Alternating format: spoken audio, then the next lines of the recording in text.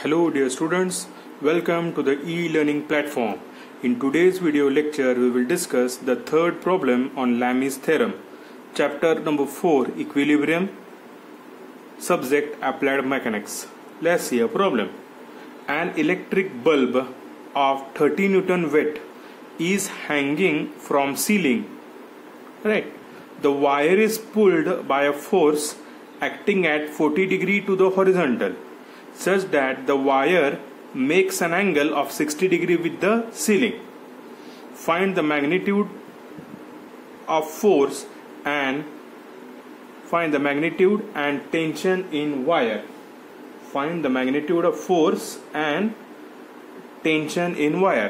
आता आपल्याला ही फिगर जे काही क्वेश्चन दिले ह्या क्वेश्चनवर एक फिगर पहिला तयार करणं गरजेचं आहे. राईट. म्हणजे आपल्याला काय दिलं, ही सीलिंग आहे. राईट. त्या सीलिंग पासून किती डिग्री अँगल करते मला सांगितलं, 60 डिग्री. राईट. सीलिंग पासून 60 डिग्री एक अँगल करते. राईट. तर बल्बचं वेट किती आहे टोटल, नेहमी लक्षात ठेवा जो काय फोर्स असणार आहे वेट हा नेहमी व्हर्टिकली डाऊनवर्ड दिशेलाच ऍक्ट होणार आहे. राईट. आणि ही वायर ह्याच्या राहण्यासाठी फोर्स टेन्शन मध्ये राहण्यासाठी ती वायरला किती डिग्रीमध्ये पुल केले, 40 डिग्रीमध्ये पुल केले फ्रॉम हॉरिझॉन्टल. राईट. सो इथून 40 डिग्रीमध्ये एक लाईन इकडे पास करायची, म्हणजे फोर्स अप्लाय केलाय. किती डिग्रीचा आपला एक फोर्स अप्लाय केलाय तो पण आपल्याला फाइंड आउट करायचा at 40 degree from horizontal. Right. Horizontal पासून 40 डिग्रीमध्ये एक wire is pulled by force acting at 40 degree to the horizontal. Right. आणि ते जेव्हा आपण ऍक्ट करतोय 40 तेव्हा तो सिलिंगचे अँगल किती डिग्री करतोय, 60 डिग्री करतोय. आणि टोटल बल्बचं वेट किती आहे आपलं, 30 न्यूटन वेट आहे. राईट. आपल्याला ही आता ही फिगर दिली, त्या फिगरवरून आपल्याला काय तयार करायला लागणार आहे, आता फ्री बॉडी डायग्राम करायला लागणार. Right. So free body diagram साठी काय करायचं, इथं आता ऍक्च्युअल सोल्युशन आपण इथं स्टार्ट करतोय ह्या प्रॉब्लेमचं. फ्री बॉडी डायग्राम इथं काढतोय. राईट. इथे एक पॉईंट अज्युम केला आपण, नेहमी आपलं वेट कसं पाहिजे, डाऊनवर्ड डिरेक्शनलाच यायला पाहिजे. वेट केलं आपलं बल्बचं वेट किती आहे, 30 न्यूटन. इथून फोर्स अप्लाय केलाय तो, राईट. अँगल किती आहे त्याचा, 40 डिग्री दिलाय. विथ हॉरिझॉन्टल लाईन इथं पास करून घेतो मी. किती दिलाय तो 40 degree.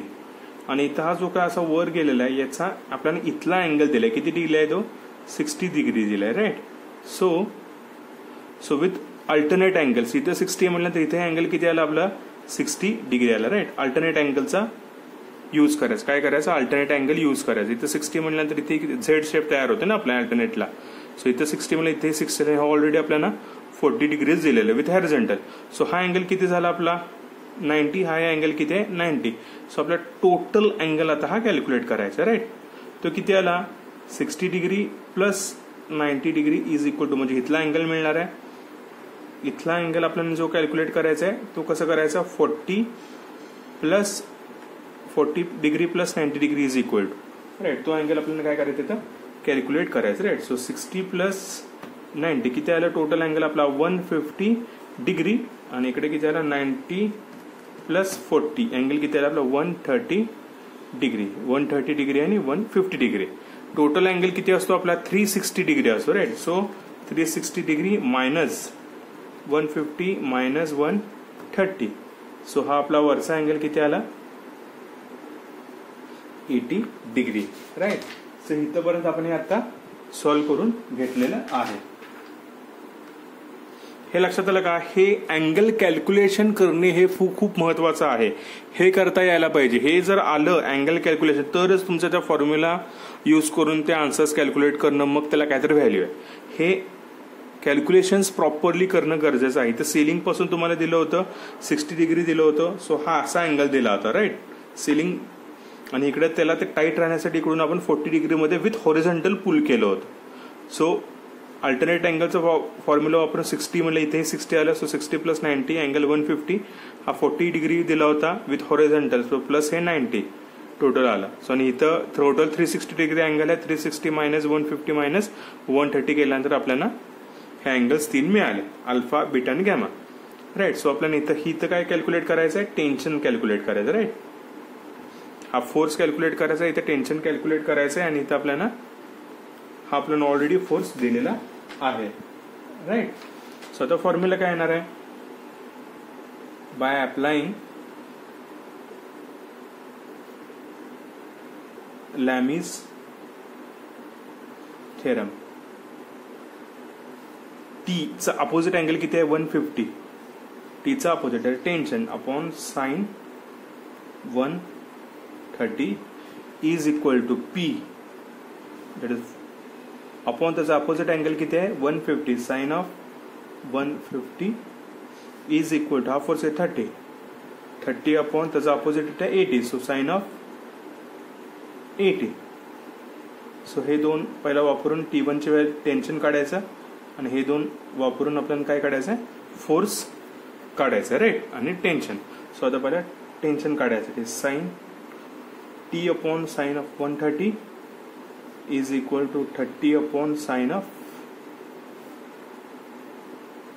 80 that is cross multiplication करा साइन 130 हे वर गेलं इकडे sine 130 into 30 upon sine of 80. So मुलं काय करतात फक्त 30 इकडे घेतात साइन ऑफ 130 घेत नाहीत त्यामुळे आन्सर त्यांचा चुकतोय. सो इथं साइन ऑफ 130 आहे सर इथं घेताना क्रॉस मल्टी साइन ऑफ 130 घ्यायचं आहे राईट. सो ते लक्षात ठेवा sine of 130 into 30 upon angle किती आहे साइन ऑफ 80. ती व्हॅल्यू किती आली आपली 23.33 न्यूटन. हे काय आलं आपलं टेन्शन आलं. काय आलं tension T is equal to 23.33 newton. आता सेकंड फोर्स काढायचा that is P upon sine of 150 equal to 30 upon sine of 80. So cross multiplication करा sine of 150 into 30 upon sine of 80. So calculator मध्ये value insert करा sine of 150 into 30 upon sine of 80. किती आली value आपली ती 15.23. किती आली 15.23 Newton. So आपला फोर्स किती आलं मॅग्निट्यूड ऑफ फोर्स जे काढायला सांगितलं होतं P is equal to 15.23 newton. Right आलं लक्षात. एकदम सिंपल प्रॉब्लेम आहे. व्हिडिओ बघत बघत सॉल्व्ह करा नक्कीच तुम्हाला प्रॉब्लेम जमणार आहे राईट. फक्त इथं तुम्हाला हे अँगल कॅल्क्युलेशनचा पार्ट मी प्रत्येक प्रॉब्लेमला सांगतो अँगल कॅल्क्युलेशन हे मात्र ॲक्युरेट करणं गरजेचं आहे. आणि या क्वेश्चनवरनं पहिला ही फिगर या फिगरवरनं आपल्याला FBD काढायला लागतं. FBD म्हणजे काय फ्री बॉडी डायग्रॅम आणि त्यानंतर मग लॅमिस थेरमचा फॉर्म्युला यूज करून आन्सर्स कॅल्क्युलेट करणे right. Thank you. Have a happy learning.